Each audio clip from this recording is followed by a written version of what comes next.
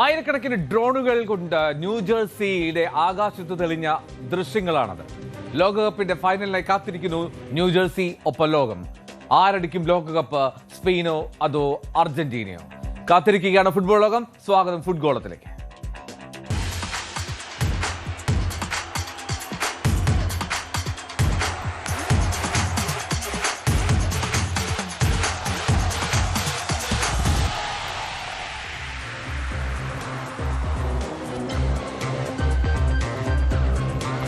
Football ലോകകപ്പിന്റെ final വേദിയാകാൻ പോകുന്നത് Latin America Europe പോരിനാണ്. 74 വർഷങ്ങളുടെ പോരാട്ട ചരിത്രമുണ്ട് സ്പെയിനും അർജന്റീനയും തമ്മിൽ. 14 മത്സരങ്ങൾ ഏറ്റുമുട്ടിയപ്പോൾ 6 മത്സരങ്ങൾ വീതം ജയിച്ചു. ഒപ്പത്തിനൊപ്പമാണ് അർജന്റീന സ്പെയിൻ. എങ്ങനെയാണ് അർജന്റീനയും സ്പെയിനും ഇതുവരെ ഏറ്റുമുട്ടിയപ്പോൾ മത്സരഫലം ഉണ്ടായത് നോക്കാം.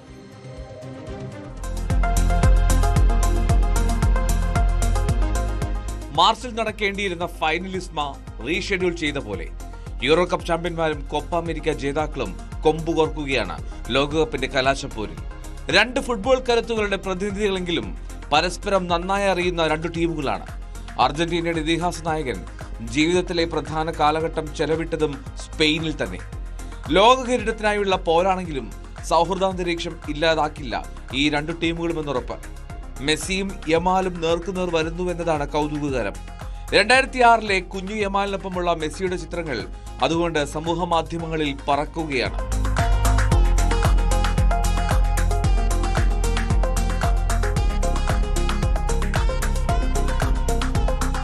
ആകെ 14 തവണയാണ് അർജന്റീനയും സ്പെയിനും ഏറ്റുമുട്ടിയത്. 2 ടീമിനും 6 ജയം വീതം സ്വന്തം. 2 മത്സരങ്ങൾ സമനിലയിൽ. ലോകകപ്പിൽ 1 തവണയാണ് അർജന്റീനയും സ്പെയിനും മുഖാമുഖമെത്തിയത്. 1966 ഗ്രൂപ്പ് ഘട്ടത്തിൽ അർജന്റീന 2-1 ജയിച്ചു.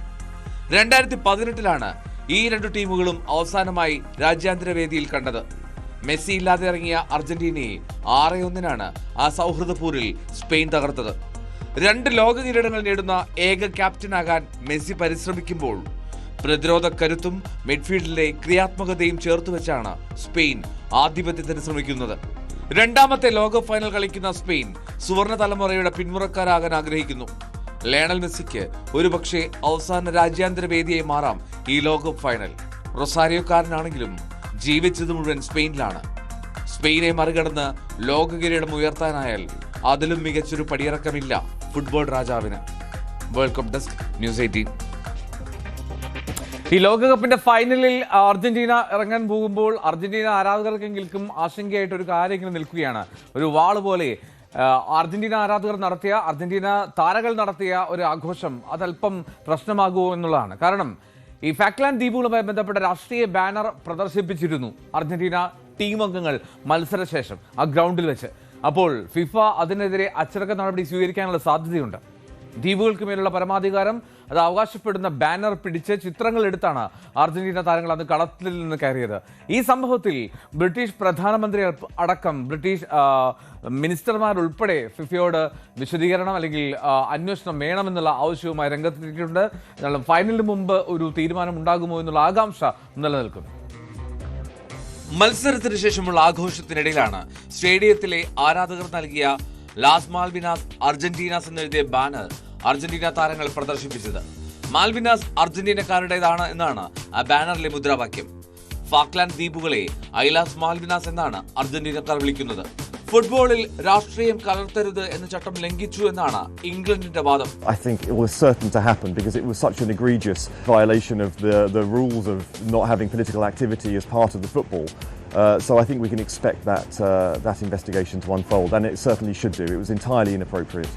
സമാനമായ ബാനർ ഉയർത്തിയതിന് 2014 അർജന്റീന ഫുട്ബോൾ അസോസിയേഷന് ഫിഫ 20,000 പൗണ്ട് പിഴ ചുമത്തിയിരുന്നു. ബാനർ ഉയർത്തിയ കളിക്കാരെ ഫൈനലിൽ നിന്ന് മാറ്റി നിർത്തണമെന്നാവശ്യപ്പെട്ട് ഇംഗ്ലണ്ടിലെ ലിബറൽ ഡെമോക്രാറ്റ് നേതൃത്വം രംഗത്തെത്തി. 1982 ഫാക്ലൻഡ് ദ്വീപിലുള്ള അധികാരത്തെ ചൊല്ലിയാണ് ബ്രിട്ടനും അർജന്റീനയും തമ്മിൽ യുദ്ധം ആരംഭിക്കുന്നത്. ആ സംഘർഷത്തിൽ 649 അർജന്റീന സൈനികരും 255 ബ്രിട്ടീഷ് സൈനികരും കൊല്ലപ്പെട്ടു. ദ്വീപിൽ കഴിയുന്ന ഓരോരുത്തരും അർജന്റീന പൗരന്മാരാണെന്നാണ് ഇപ്പോഴും അർജന്റീൻ ജനതയുടെ വിശ്വാസം. ഫിഫയുടെ ചട്ടപ്രകാരം സ്റ്റേഡിയത്തിൽ രാഷ്ട്രീയപരമോ രാജ്യത്തെ അപകീർത്തിപ്പെടുത്തുന്നതായ ബാനറുകളും ഫ്ലെക്സുകളും പാടില്ല. ഫിഫ ഇതിനെതിരെ നടപടിയെടുക്കാനുള്ള സാധ്യതയും തള്ളിക്കളയാൻ കഴിയില്ല. World cup desk, news 18. ഇനി ലോകകപ്പിന്റെ ഫൈനൽ അർജന്റീന സ്പെയിൻ പോരാട്ടം നടക്കുമ്പോൾ ആരായിരിക്കും ആ മത്സരം നിയന്ത്രിക്കുക എന്നുള്ളത് കൗതുകരമായിട്ടുള്ള ചോദ്യമായിരുന്നു. സ്ലൊവേനിയൻ റഫറി സ്ലാവ്കോ വിൻസിച്ച് ആണ് ഈ മത്സരം നിയന്ത്രിക്കാൻ എത്തുന്നത്. റഫറിമാരുടെ പാനലിന്റെ ചീഫായ കൊളീന ആ പ്രഖ്യാപനം നടത്തിയപ്പോൾ വികാരാധീനനായിട്ടാണ് സ്ലാവ്കോ വിൻസിച്ച് പ്രതികരിച്ചത്. ഫിഫ ചീഫ് റഫറിംഗ് ഓഫീസറും വെറ്ററൻ റഫറിയുമായ പിയർ ലൂയിജി കൊളീനയാണ് ഫൈനലിലെ റഫറി പ്രഖ്യാപിച്ചത്. It's beautiful, it's absolutely great, as well as it's great that the referee will be Slavko. ലോകകപ്പിന്റെ റഫറി പാനലിലെ സഹപ്രവർത്തകർ കൈയടിച്ച് അഭിനന്ദനം അറിയിച്ചപ്പോൾ കരച്ചിലടക്കാൻ പാടുപെട്ടു 46-കാരനായ വിൻസിച്ച്.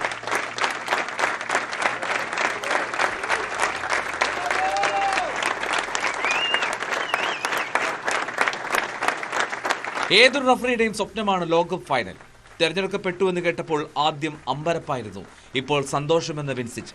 I was shaking, so it's an incredible honor to get the World Cup final.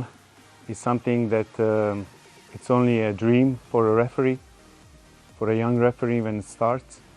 So I'm very proud of myself, my team. I'm very proud to represent my country, Slovenia, in the biggest sport event in the world. So yeah, I'm very proud. My team is very proud and we will do our best. പല മാനദണ്ഡങ്ങളുടെ അടിസ്ഥാനത്തിലാണ് ഏറ്റവും മികച്ച റഫറിയെ ഫൈനലിനായി കണ്ടെത്തുന്നതെന്ന് FIFA chief refereeing officer Collina. Of course, the performances are those matters the most, but of course, the matches he refereed before, also the fact that his team is not playing this competition, but mainly the performances. At the end of the day, it's what really matters. Group ഘട്ടത്തിലെ Brazil, Morocco, Jordan, Algeria മത്സരങ്ങളും round of 32-ൽ Mexico, Ecuador പോരാട്ടവുമാണ് ഈ ലോകകപ്പിൽ വിൻസിച്ച് നിയന്ത്രിച്ചത്. സ്ലൊവേനിയക്കാരനായ Thomas ക്ലാൻകിനും ആൻഡ്രാസ് കൊവാസിച്ചുമാണ് assistant റഫറിമാർ. ജോർദാൻകാരൻ അദ്ഹാം മഖാത്മയെ 4ാം ഒഫീഷ്യലായും Muhammad അൽ ഖലാഫിനെ reserve assistant റഫറിയായും നിശ്ചയിച്ചു. World cup desk, news 18. ഏതൊരു പരിപാടിയുടെയും വിജയത്തിനൊക്കെ കഠിനമായി പ്രവർത്തിക്കുന്ന ഒരു സംഘം ഉണ്ടാകാറുണ്ട്, വോളണ്ടിയർമാർ. ഫിഫയുടെ ഈ ലോകകപ്പ് വേദിയിലും അഹോരാത്രം പണിയെടുക്കുന്ന വോളണ്ടിയർമാരുണ്ട്. അറ്റ്ലാന്റ സ്റ്റേഡിയത്തിൽ മാത്രം ഏതാണ്ട് 2500 വോളണ്ടിയർമാരെയാണ് നിയോഗിച്ചത്. അതിൽ 27 പേർ മലയാളികളാണ്. നോക്കാം, പ്രതാപ് ജയലക്ഷ്മി അറ്റ്ലാന്റയിൽ തയ്യാറാക്കിയ റിപ്പോർട്ട്. സെമി ഫൈനൽ മത്സരങ്ങളോടുകൂടി ഫിഫയുടെ അറ്റ്ലാന്റയിലെ മത്സരങ്ങൾ കഴിഞ്ഞു. ഈ മത്സരത്തിന് വലിയ പ്രത്യേകത ഉണ്ടായിരുന്നു. 80,000 പേരെ ഇന്റർവ്യൂ ചെയ്ത് അതിൽ നിന്നും 8,000 പേരെ ക്ഷണിച്ച് അതിൽ നിന്നും ഒരു 2,500 പേരെ വോളണ്ടിയേഴ്സായിട്ട് എടുത്തതിൽ 27 പേർ മലയാളികളായിരുന്നു. ഇതിന്റെ പുറകിൽ പ്രവർത്തിച്ച കുറച്ച് മലയാളികളെ നമുക്ക് കാണാം. പേരെന്തായിരുന്നു? അലക്സ്, ബ്രിജേഷ്, നിഷാദ്, എങ്ങനെയായിരുന്നു നിങ്ങൾക്ക് ഈ വോളണ്ടിയർ ആവാനുള്ളൊരു അവസരം വന്നത്? എങ്ങനെയായിരുന്നു? കഴിഞ്ഞ വർഷം ക്ലബ് വേൾഡ് കപ്പ് നടന്നിട്ടുണ്ടായിരുന്നു. അതിൽ അപ്ലൈ ചെയ്തു ആദ്യം അറ്റ്ലാന്റയിലേക്ക്, പക്ഷെ ഓൾറെഡി ഫീലായി. പിന്നെ നെക്സ്റ്റ് ഞങ്ങളുടെ അടുത്ത സിറ്റി എന്ന് പറയുന്നത് ഷാർലറ്റ് ആയിരുന്നു. ഞാൻ, ഷമീറ, ഷിബില്, ഞങ്ങൾ 3 പേരും ഷാർലറ്റിൽ അപ്ലൈ ചെയ്തു. ബാക്കി എല്ലാവരും അറ്റ്ലാന്റയിൽ അപ്ലൈ ചെയ്തു. പക്ഷെ അവർ ട്രൈ ഔട്ടിന് വിളിച്ചെങ്കിലും ആർക്കും ഇന്റർവ്യൂ ഗോ ത്രൂ ആയില്ല. കാരണം ഓൾറെഡി അത്രയ്ക്കും അവർ ഫിൽഡ് ആയിട്ടുണ്ട് പ്ലേസസ്. ഷാർലറ്റ് നെക്സ്റ്റ് ഓപ്ഷൻ ഞങ്ങൾ കൊടുത്തപ്പോൾ ഞങ്ങൾക്ക് അവിടെ കിട്ടി. ഞാൻ ആക്സസ് മാനേജ്മെന്റിൽ ഷമീറ സെറമണീസ് ഗസ്റ്റ് ഓപ്പറേഷനിൽ കിട്ടി. അങ്ങനെ നിങ്ങൾ എത്ര പേർക്കാണ് അവസരം? എത്ര പേരാണ് അപ്ലൈ ചെയ്തത്? അപ്ലൈ ചെയ്തത് അറ്റ്ലാന്റയിലെ ലിസ്റ്റ് പറയുകയാണെങ്കിൽ 88,000 ആൾക്കാർ അപ്ലൈ ചെയ്തിട്ടുണ്ടായിരുന്നു, അറ്റ്ലാന്റ മാത്രം. അതിൽ അവർ 8,000 ആൾക്കാർക്ക് ട്രൈ ഔട്ടിന് അയച്ചു. 8,000-ൽ അവർ സോർട്ട് ചെയ്തത് 2,000. I'm not sure about the all number. Like it's like 2,800. ഈ കളി തുടങ്ങുന്നതിന് മുമ്പ് തന്നെ നിങ്ങൾക്ക് ട്രെയിനിങ് ഒക്കെ ഉണ്ടായിരുന്നില്ല? അത് based on the functional area. ഒരുപാട് ഫംഗ്ഷണൽ ഏരിയ ഉണ്ട്. ഞങ്ങള് 5 പേർക്ക് കിട്ടിയത് സെറിമണീസ് ആണ്. സെറിമണീസിലാകുമ്പോൾ ഒരുവിധം എല്ലാ വലിയ താരങ്ങളെയും കാണാൻ പറ്റും. ആരെയൊക്കെ കാണാൻ പറ്റി? ലൈക്ക് അറ്റ്ലാന്റ ടോട്ടൽ 8 ഗെയിമുണ്ടായിരുന്നു. അതിൽ ഫസ്റ്റ് തന്നെ നമുക്ക് വന്നത് സ്പെയിൻ വേഴ്സസ് കബോ വെർഡെ. അപ്പോൾ ഒബ്വിയസ്ലി എല്ലാവർക്കും അറിയാമല്ലോ സ്പെയിനിൽ ആരാ കാണാൻ പറ്റുക എന്നുള്ളത്. 2 ടീമിന്റെയും ഫ്ലാഗ്സ് കൊണ്ടുവന്ന് അത് ജസ്റ്റ് ഓപ്പൺ ചെയ്യുക ഹോസ്റ്റിംഗ് ടൈമിൽ. ആഫ്റ്റർ ദ നാഷണൽ ആന്തം അത് ഫോൾഡ് ചെയ്ത് തിരിച്ചു വെക്കുക. അതാണ് നമ്മളെ ഡ്യൂട്ടിയിൽ. അപ്പം ആ സെയിം ഇവന്റിൽ they need around 170 people for set. ഏതൊക്കെ താരങ്ങളെ കാണാൻ പറ്റി? യാമൻ, കണ്ടു, അർജന്റീന ഫുൾ കളിക്കാറുണ്ട്, ഇന്ത്യയിലെ ഫുൾ കളിക്കാറുണ്ട്, സ്പെയിനെ കണ്ടു. ഇവരോട് ആരെങ്കിലും സംസാരിക്കാനോ ഫോട്ടോ എടുക്കാനോ അങ്ങനെയുള്ള അവസരം നിങ്ങൾക്ക് ഉണ്ടോ വോളണ്ടിയേഴ്സിന്? പാടില്ല എന്ന് പറയാം. അത് നമ്മൾ കാണുകയാണെങ്കിൽ അവരോട് ഹായ് പറയാനോ ഫോട്ടോ എടുക്കാനോ ഒന്നും പാടില്ല. അത് വളരെ 0 ടോളറൻസ് ആണ്. ഉടൻ ഞങ്ങൾക്ക് ഈ പ്രീ മാച്ച് തുടങ്ങുന്നതിന് മുമ്പ് ട്രെയിനിങ് തരും. ആ ട്രെയിനിങ്ങിൽ നമ്മൾ ഫസ്റ്റ് ട്രെയിനിങ് ഇൻഫീൽഡ് ട്രെയിനിങ് ഉണ്ടാവും. ഒരു 10 മിനിറ്റ്സ് 15 മിനിറ്റ്സ് ട്രെയിനിങ് ഉണ്ടാവും. എല്ലാവർക്കും അലൊക്കേറ്റ് ചെയ്യും. അവർ ആദ്യം പൊസിഷൻ അലൊക്കേറ്റ് ചെയ്യും. അപ്പം ഗ്രൂപ്പ് എ, ഗ്രൂപ്പ് ബി, പിന്നെ സെന്റർ ബാക്ക്. അതാണ് മെയിനായിട്ട്. ഗെയിമിന്റെ തൊട്ട് മുമ്പ് ഒരു ഹാഫ് ആൻ അവർ മുമ്പ് നമ്മൾ പ്രിപ്പയർഡ് ആവണം. ആ സമയത്ത് എല്ലാവരും കയ്യിലുള്ള ഈവൻ നമ്മളെ ആക്സസ് കാർഡും അക്രഡിറ്റേഷൻ പാസും എല്ലാവരും അവിടെ വാങ്ങിക്കും. ഈവൻ ഫോൺ പാടില്ല. What ever anything falling in the ground പാടില്ല. പിന്നെ കറക്റ്റ് ഇൻസ്ട്രക്ഷൻ ഉണ്ടാവും. അവിടെ ലൈൻസ് വൈറ്റ് ബോർഡർ ഉണ്ടാവും. അത് ചവിട്ടാൻ പാടില്ല. Light actually the field is like ഡാർക്കും ലൈറ്റും ആയിട്ടുള്ള ഫീൽഡല്ലേ. അപ്പം നമ്മളോട് ലൈറ്റ് പ്രിഫർ ചെയ്യാൻ പറയും. അങ്ങനെ കുറെ ഇൻസ്ട്രക്ഷൻ തരും. നിങ്ങൾ എല്ലാവരും അറ്റ്ലാന്റയിൽ കളി കാണാൻ വന്ന സെമിഫൈനലിൽ വന്ന ലാലേട്ടന്റെ കൂടെ ഫഹദിന്റെ കൂടെ അതെങ്ങനെ സംഭവിച്ചു? അത് ഐസിംഗ് കേക്ക് എന്ന് പറയില്ലേ, അതുപോലെ ഞങ്ങൾ കിട്ടിയ ഒരു ഭയങ്കരമായിട്ടുള്ള ഒരു എന്താ പറയാ ഡ്രീം കം ട്രൂ ആണ്. കാരണം അങ്ങനെ ഒരു വ്യക്തിനെ കാണാൻ ഒരിക്കലും പറ്റത്തില്ല. ഞങ്ങൾ അവിടെ ഉണ്ടെന്ന് അറിഞ്ഞു. കാരണം ഫസ്റ്റ് ഗെയിം കാൻസസ് സിറ്റിയിൽ നടന്നപ്പോൾ മോഹൻലാൽ സർ ലാലേട്ടൻ വന്നിട്ടുണ്ടെന്ന് അറിഞ്ഞിട്ടുണ്ടായിരുന്നു. ഞങ്ങള് ഫിംഗർ ക്രോസ്ഡ് ആണ് ലാലേട്ടൻ വരണം എന്ന് പറഞ്ഞിട്ട്. പക്ഷെ അറിഞ്ഞു നമ്മളിങ്ങനെ വരുന്നുണ്ട് എന്നൊക്കെ ഉള്ളത്. പുള്ളിക്ക് അവിടെ സ്വീറ്റിലായിരുന്നു. ഞങ്ങൾക്ക് ഭാഗ്യം കിട്ടി അവിടെ പോയി കാണാന്. കൂടെ ഫഹദ് ഫാസിന്റെ പാപ്പ ഉണ്ടായിരുന്നു. സോ ഇനി മറ്റൊരു കൗതുകം കൂടെ പറഞ്ഞാല് മോഹൻലാലിനെ കാണാൻ വേണ്ടി ആരാധനയോടുകൂടി കാണാൻ പോയ ഒരാളാണ്. അദ്ദേഹത്തിന്റെ ഒരു പ്രത്യേകത കൂടെ ഉണ്ട്. അദ്ദേഹത്തിന്റെ മകന്റെ പേര് പറഞ്ഞോളൂ. എന്താണ് മകന്റെ പേര്? ഒഫീഷ്യൽ നെയിം ഏബ്രം എന്നാണ്. അബ്രാം. വീട്ടില് ഞങ്ങൾ ജോർജ് കുട്ടി. ഇപ്പൊ ദൃശ്യവും ഉണ്ട്, എമ്പുരാനും എല്ലാം ഉണ്ട്. അത്രമാത്രം മോഹൻലാൽ ഫാനാണ്. എങ്ങനെയാണ് മോഹൻലാലിനെ കണ്ടുപിടിച്ചത്? ലാലേട്ടൻ വരുന്ന അറിയായിരുന്നു. അപ്പൊ ലാലേട്ടനെ നോക്കിയപ്പോ എത്രയോ ലക്ഷം ആൾക്കാർ നിൽക്കുകയാണ് അവിടെ. അപ്പൊ അതിന്റെ ഇടയിൽ കണ്ടുപിടിക്കുന്ന ഒരിക്കലും വിചാരിച്ചില്ല. ഒരു ചാൻസ് എടുത്തു. ലിമോസിനൊക്കെ പാർക്ക് ചെയ്തൊരു VIP എൻട്രൻസിൽ ഇട്ടുള്ള ഒരു സ്ഥലം ലൊക്കേറ്റ് ചെയ്തു. അവിടെ ചെന്ന് കഴിഞ്ഞപ്പോൾ ഫുള്ള് സെലിബ്രിറ്റീസ് വരികയാണ്. ക്ഷമയോടെ വന്നു. 1 മണിക്കൂർ വന്നു. ലാലേട്ടൻ വന്നു. ഫാദിനെ കണ്ടു. ആന്റണി ചേട്ടനെ കണ്ടു. ലാലേട്ടനോട് പറഞ്ഞോ ഈ കാര്യങ്ങളൊക്കെ?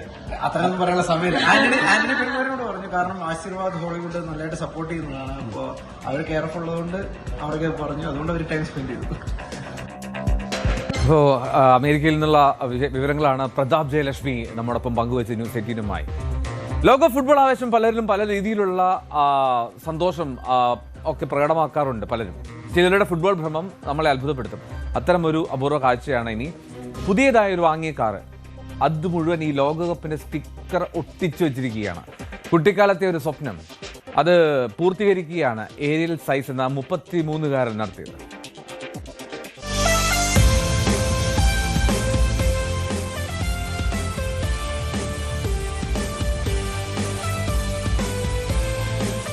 ചിലയിലെ സാന്റിയാഗോ നഗരത്തിൽ ഒരു മസ്ദ കാറ് പറന്ന് നടക്കുന്നത് കാണാം. കളം നിറമെന്ന ദൂരക്കാഴ്ചയിൽ തോന്നാം. അരികിലെത്തിയാൽ മനസ്സിലാക്കാം ആ കാറ് മുഴുവൻ ലോകകപ്പ് സ്റ്റിക്കറുകൾ ഒട്ടിച്ചിരിക്കുകയാണെന്ന്.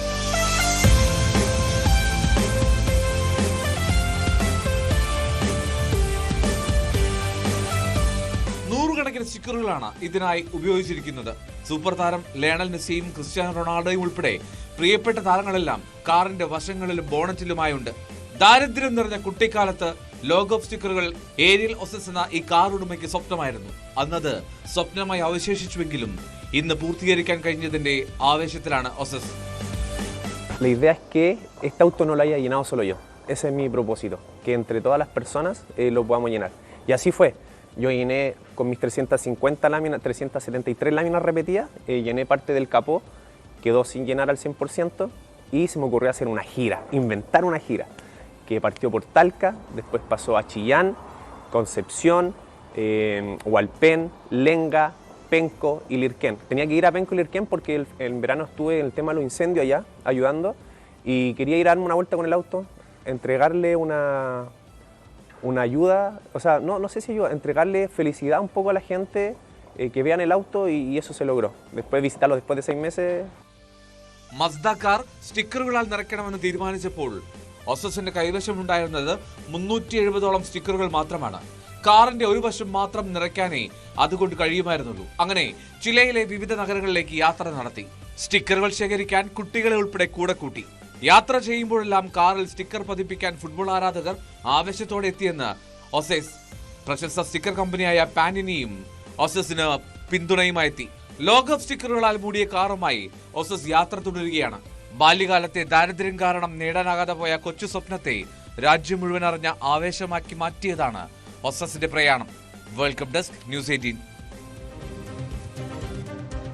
6000-ലധികം ജേഴ്സികളുടെയും ഫുട്ബോൾ സൂര്യങ്ങളുടെയും ഒക്കെ അത്യപൂർവ ശേഖരവുമായി 2 സുഹൃത്തുക്കളെ പരിചയപ്പെടുത്താം.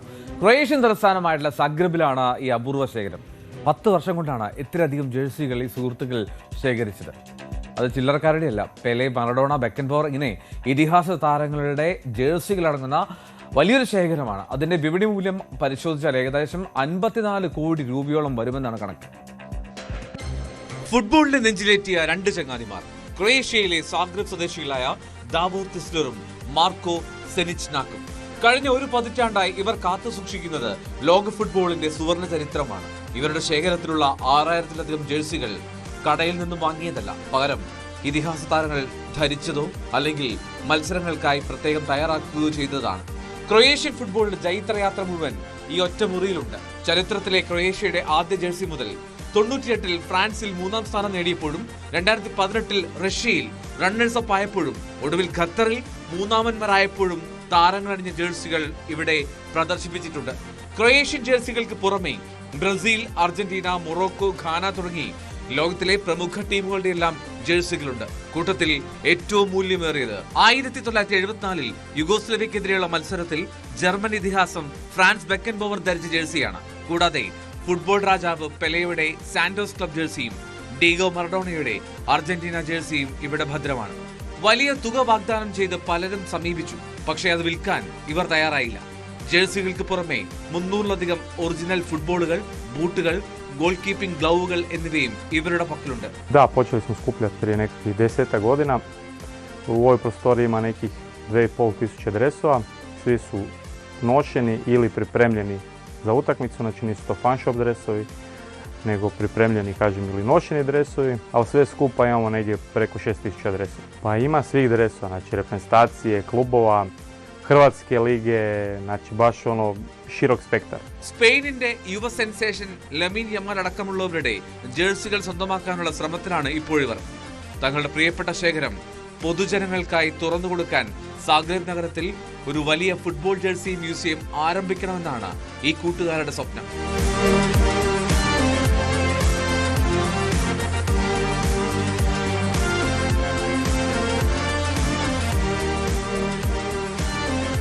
Welcome desk, news 18. ഇപ്പോൾ ഇത്തരം കാഴ്ചകൾ ഇനിയുമുണ്ട്. ബാക്കി തിരികെ എത്താം ഇടവേളയ്ക്ക് ശേഷം. ലോകകപ്പിന്റെ ക്വാർട്ടർ ഫൈനലിൽ നോർവേ പുറത്തായി.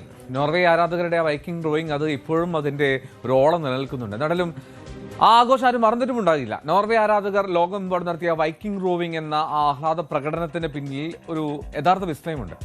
സാഗ ഒസേബർഗ് എന്ന ചരിത്രപ്രസിദ്ധമായ അവരുടെ വൈക്കിംഗ് കപ്പലാണ്. അതിൻ്റെ ഒരു പുതിയ രൂപം അവിടെ ഓസ്ലോയിൽ തയ്യാറായിട്ടുണ്ട്.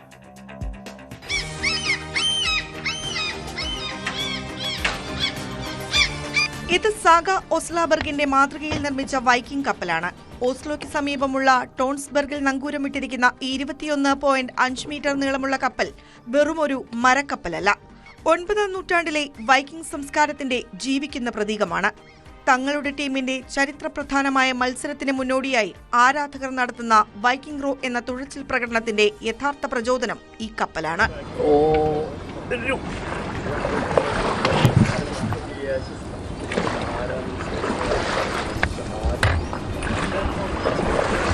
AD 820 നിർമ്മിച്ച് പിന്നീട് AD 834 2 സ്ത്രീകൾക്കായി ശവസംസ്കാര പേടകമായി മണ്ണിൽ അടക്കം ചെയ്യപ്പെട്ട ഒറിജിനൽ ഒസേബർഗ് കപ്പലിന്റെ അതേ മാതൃകയിലാണ് 2012 ഈ കപ്പൽ പുനർനിർമ്മിച്ചത്. മെല്ലെ തുഴച്ചിലാരംഭിച്ച് വേഗം കൂട്ടി ആഞ്ഞുകുതിക്കുന്ന രീതിയാണ് വൈക്കിംഗ് കപ്പലിന്. ഫുട്ബോൾ കോർട്ടിൽ വേണ്ടതും അതേ രീതിയാണെന്ന് വൈക്കിംഗ് ഫൗണ്ടേഷൻ അംഗം ക്നൂട്ട് Roger ബ്രക്കെ. There will be lots of people who wanted to row a Viking ship after Norway has won the World Cup. സഞ്ചാരികൾക്കായി തുറന്നുകൊടുത്തിരിക്കുകയാണ് ഇന്ന് ഈ കപ്പൽ. കാറ്റിന്റെ ദിശയ്ക്കനുസരിച്ച് പായ കൊണ്ടാണ് കപ്പൽ നിയന്ത്രിക്കേണ്ടത്. വൈക്കിംഗ് തുഴച്ചിൽ ലോകമെമ്പാടും ചർച്ചയാകുന്നതിൽ ആവേശം കൊള്ളുകയാണ് നോർവേ ആരാധകർ. I really like it. It would not be efficient if you're actually on the sea and you need to row that fast. But it's very, very cool, and I see that people all over the world has been super impressed. So I'm all for it. It's a team building thing.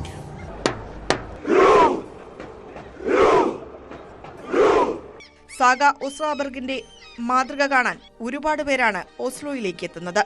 ടോൺസ്ബർഗിലേക്ക് എത്തിയ Viking റോവിംഗിന്റെ അനുഭവവുമായി മടങ്ങാം. World cup desk, news 18. ലോകകപ്പിൽ അപൂർവ സ്മരണീയങ്ങളുടെ പ്രദർശനവും ലേലവും ഒക്കെ ന്യൂയോർക്കിലെ പ്രശസ്തമായ Christy's ലേല എന്ന സ്ഥാപനത്തിൽ നടക്കുന്നുണ്ട്. ഞായറാഴ്ച ലോകകപ്പിന്റെ ഫൈനൽ നടക്കും. അതിന് തൊട്ടു പിന്നാലെ തന്നെ ഈ 29 വരെ നീളുന്ന ഒരാഴ്ചത്തെ ഒരു ഓൺലൈൻ ചാരിറ്റി ലേലമുണ്ട്. അതിലൂടെ ഇതെല്ലാം വിറ്റഴിക്കാനാണ് അവരുടെ തീരുമാനം. ന്യൂയോർക്കിലെ ക്രിസ്റ്റീസ് ലേല ഹൌസിന് മുന്നിൽ സ്ഥാപിച്ചിരിക്കുന്ന ഭീമാകാരമായ ഫുട്ബോൾ ശില്പം തന്നെ സന്ദർശകരെ ആകർഷിക്കുന്ന പ്രധാന കാഴ്ചയാണ്. ലേലത്തിന് മുന്നോടിയായി ജൂലൈ 13 മാധ്യമങ്ങൾക്കായി ഒരുക്കിയ പ്രദർശനത്തിൽ കായിക ചരിത്രത്തിലെ വിലപ്പെട്ട നിരവധി വസ്തുക്കളാണ് നിരത്തിയിരിക്കുന്നത്. US പുരുഷ ദേശീയ സോക്കർ ടീമിലെ ഫുട്ബോൾ അംഗങ്ങൾ ഒപ്പിട്ട പരിശീലന ജേഴ്സി, അർജന്റീന താരം ലയണൽ മെസ്സി 2022 ഒപ്പിട്ട ജേഴ്സി, മെക്സിക്കൻ താരം സാന്റിയാഗോ ഗിമനസ് ഒപ്പിട്ട ജേഴ്സിയും പന്തും, കാനഡയുടെ അൽഫോൺസോ ഡേവിസിന്റെ ജേഴ്സികൾ എന്നിവ ഇതിൽപ്പെടുന്നു.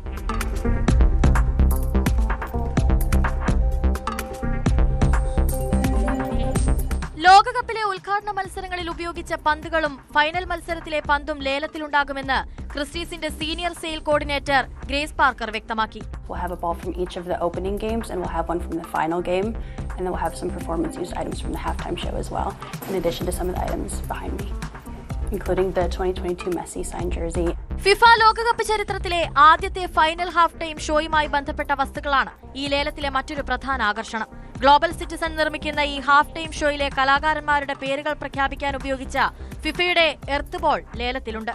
കോൾപ്ലേയിലെ ക്രിസ് മാർട്ടിൻ സ്വന്തം കൈപ്പടയിൽ എഴുതിയ ഷക്കീര, ജസ്റ്റിൻ ബീബർ, കോൾപ്ലേ, ഗുസ്താവോ ദുമാമേൽ എന്നിവരുടെ പേരുകളും ഫിഫ പ്രസിഡന്റ് ജിയാനി ഇൻഫാന്റിനോയുടെ ഒപ്പും ഈ പന്തിലുണ്ട്. സ്പോർട്സ് ആരാധകരെയും പോപ്പ് സംസ്കാരത്തെ ഇഷ്ടപ്പെടുന്നവരെയും ഒരുപോലെ ആകർഷിക്കാൻ ഈ ലേലത്തിലൂടെ സാധിക്കുമെന്നാണ് തങ്ങൾ പ്രതീക്ഷിക്കുന്നതെന്ന് ഗ്രേസ് പാർക്കർ പറഞ്ഞു. I think we're looking to appeal to sports fans, with some of the individual teams like the US men's team, the Mexico team, but also in people who are interested in pop culture, since we will have items from the sale that are being used by the performers of the halftime show. So fans of BTS, of Madonna, of Shakira, it's a pretty wide audience, and since we're hoping to start bids at $100 for each item, it can really be accessible to a lot of people.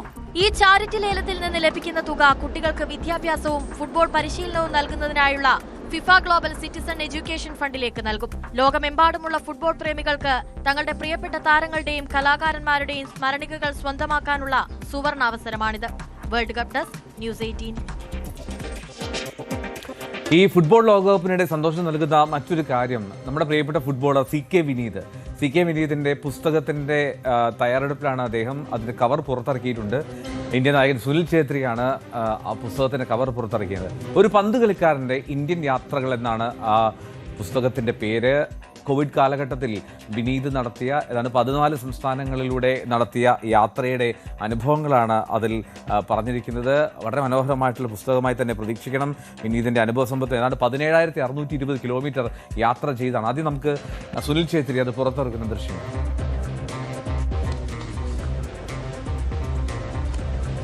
The journey of India by a footballer through his lens. Now this is interesting. This is CK Vineet, if you don't know him. He was an amazing footballer. A lot of young kids would not probably understand that. And a very interesting human being. He always had his camera. He always wanted to wander around, see different places, meet different people. And it's so wonderful that after his football journey, he started this. What I can guarantee is all the pictures are going to be amazing and all the stories are going to be authentic and from his heart. That is a guarantee. So to all of you, grab a book because this will be a lot of things, but most importantly unique. His perspective, his vision, his eyes on almost half of the country. CK Vineeth, all the very best. I'm pretty sure it's going to be a triumph, and more importantly because I know you, keep wondering, keep searching, keep going to different parts of the country and the world, and I just hope that this is just a start of an amazing journey and a series. All the very best. ഒരു പന്ത് കളിക്കാരൻ്റെ Indian യാത്രകൾ എന്നാണ് പുസ്തകത്തിന്റെ പേര്. August 2-ാം വാരം ഈ പുസ്തകം വിപണിയിലേക്ക് എത്തുമെന്നാണ് വിനീത് പറഞ്ഞത്. വിനീതിനെ പറ്റി പറയുമ്പോൾ വിനീത് വളരെ ഹൃദയത്തിൽ സംസാരിക്കുന്ന ഒരാളാണ്. അത് മോശമാണെങ്കിലും നല്ലതാണെങ്കിലും തുറന്നു പറയുന്ന ഒരു ഫുട്ബോൾ താരം, നല്ല മനുഷ്യൻ. അപ്പോൾ നല്ലൊരു ക്യാമറാമാൻ, നല്ലൊരു ഫോട്ടോഗ്രാഫറാണ് അദ്ദേഹം. അപ്പോൾ വാക്കുകളിലൂടെയാണ്, ചിത്രങ്ങളിലൂടെയാണ് കൂടുതൽ ഈ യാത്രാ വിവരങ്ങൾ നൽകുക എന്നുള്ളതാണ് ആകാംക്ഷയോടെ അറിയേണ്ടത് എന്നുള്ളതിലും ഓഗസ്റ്റ് 2-ാം വാരത്തിനെ കാത്തിരിക്കാം അദ്ദേഹത്തിൻ്റെ പുസ്തകം ഇറങ്ങുന്നത്. അപ്പോൾ ഈ കാഴ്ചയോടുകൂടി ഫുട്ബോളത്തിന്റെ സമയം ഇവിടെ പൂർണ്ണമാവുകയാണ്. വീണ്ടും നാളെ കാണാം. നമസ്കാരം.